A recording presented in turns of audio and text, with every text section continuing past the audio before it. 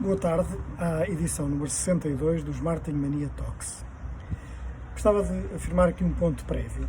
Este não é um vídeo que pretenda expressar qualquer posição partidária. Sou adepto da economia de mercado, da concorrência, da Europa e da liberdade. Defendo um sistema cada vez mais consciente, quiçá utópico, como alguns académicos designam de capitalismo consciente. Não vou hoje falar de Martin em sentido estrito, vou falar de Portugal. Mas para falar de Martin no caso de um país, há que ter clara e previamente definido que país se quer ser, onde se quer chegar. É semelhante ao que se tem que fazer numa empresa. Primeiro, definir o que se quer ser, depois onde se quer chegar e só depois definir as estratégias para os caminhos para esse objetivo. Isto é, definir as estratégias setoriais e, consequentemente, as estratégias de marketing. É bastante importante a assunção de um posicionamento claro que afirme o país no exterior e que sirva de fator interno, mobilizador para os seus cidadãos. Já falei anteriormente de aspectos diretamente ligados à marca Portugal. Vou hoje falar de outros aspectos que lhe deverão estar a montante e lhe servir de enquadramento. Um dos maiores problemas que identifico no nosso país é o não planeamento atempado e a não tomada de decisões de fundo sustentadamente ao longo do tempo. Um pouco ao sabor dos diversos interesses partidários momentâneos. Muitos exemplos poderiam ser dados, tome-se o caso do novo aeroporto de Lisboa, do eventual TGV. Já não estou a falar no impacto que a pandemia possa ter causado no atraso desses projetos. A nível do aeroporto, ao longo de dezenas de anos, fizeram-se estudos, gastaram-se milhões de euros, debateram-se diversos locais e ao que chegamos? A uma localização que provavelmente não será a melhor em termos ambientais e operacionais. A nível do TGV, muito dinheiro se gastou também para a montanha parir um rato. Há uma semana abriu o corredor sanitário com a Grã-Bretanha, ou há cerca de 2 semanas. E o que é que aconteceu no dia seguinte? A afluência de milhares de ingleses, o que se esperaria, aliás, a ser atendidos por 2 funcionários do CEF. Não se sabia já nos dias anteriores desta decisão? Então qual a razão pelo deficiente planeamento de recursos? O costume. Ninguém é responsável. O CEF diz que é a ANA diz que é o CEF, uma tristeza. A nível macroeconómico, a situação também não é brilhante. Muitos estudos, muitos consultores, milhares de dólares pagos, como por exemplo ao grupo de Michael Porter. E o que é que se fez? Praticamente nada. Muitos milhões têm vindo das instituições europeias, certo que se fizeram estradas, pontes, outras obras públicas, e o resto da economia, da formação, da cultura e da ciência. Continuamos sem saber que país queremos ser em termos económicos.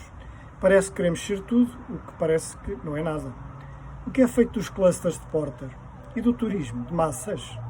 Não obstante a atração que exercemos neste domínio sobre o estrangeiro. Não podemos, até pela nossa dimensão, ter turismo de massas, de backpacking, digamos. Por isso mesmo, nos últimos anos, com largas correntes turísticas, muitos operadores continuavam sistematicamente a queixar-se que muitos desses turistas não vão a restaurantes, almoçam pacotes de batatas fritas e talvez bebam umas cervejas. Talvez constitua este, pelas circunstâncias exógenas conhecidas, um momento de reflexão sobre o estado desta indústria. Eu não digo que o turismo e as correntes turísticas não tenham sido importantes, basta ver os números e o impacto sobre o produto interno.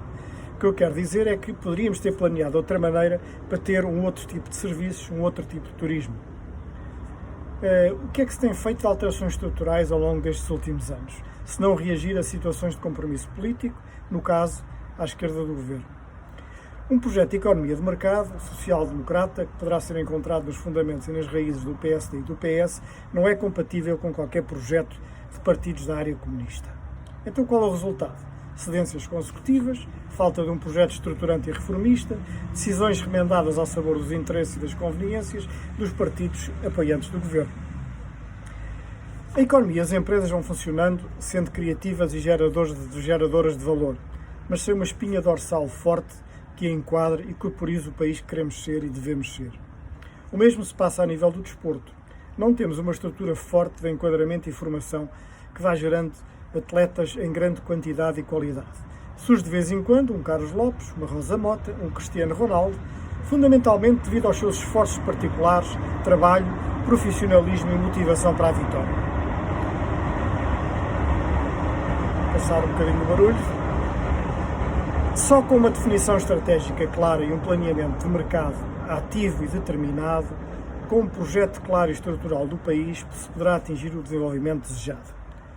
Em sentido contrário, continuaremos a andar à deriva das conjunturas, à deriva dos interesses políticos momentâneos, à procura da quadratura do círculo, da conjugação de ideologias de mercado com ideologias de base comunista. O resultado?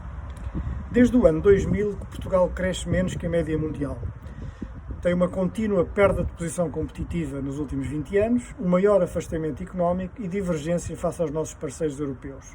Já para não falar no custo e no nível de vida dos portugueses, comparativamente com muitos outros países, como os casos da Europa de Leste, que nos ultrapassaram claramente nos últimos anos.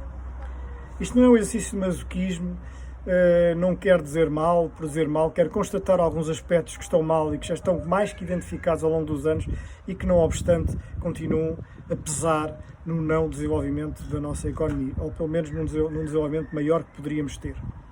Mas observo que muitas vezes andamos embalados por pequeninas vitórias e só por querer ver os aspectos positivos, ignorando os entraves que têm provocado a situação em que estamos.